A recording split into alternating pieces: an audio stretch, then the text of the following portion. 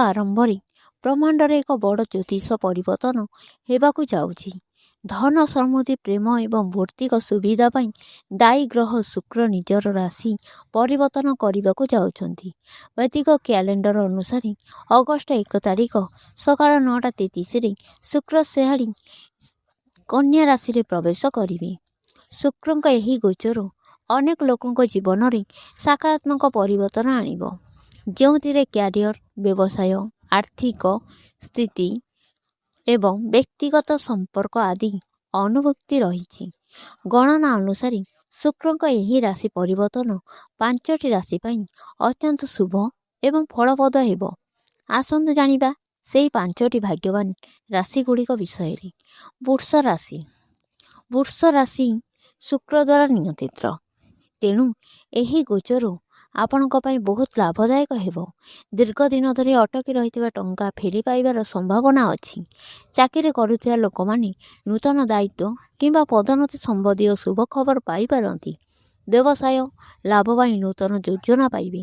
ଆପଣଙ୍କ ପ୍ରେମ ଜୀବନ ପୂର୍ବ ଅପେକ୍ଷା ଅଧିକ ସୁଖଦର ଏବଂ ମଜବୁତ ହେବ। ଶୁକ୍ରଙ୍କ ଏହି ଗୋଚର ମିଥୁନ ରାଶିର ଆର୍ଥିକ ପରିସ୍ଥିତିରେ ଯଥେଷ୍ଟ ଉନ୍ନତି ଆଣି ଆସିବ। ଆୟ ବୃଦ୍ଧି ପାଇବ ଏବଂ ଆପଣ ପରିବାରରେ ସହିତ ଜଡ଼ିତ କିଛି ଭଲ ଖବର ପାଇପାରନ୍ତି।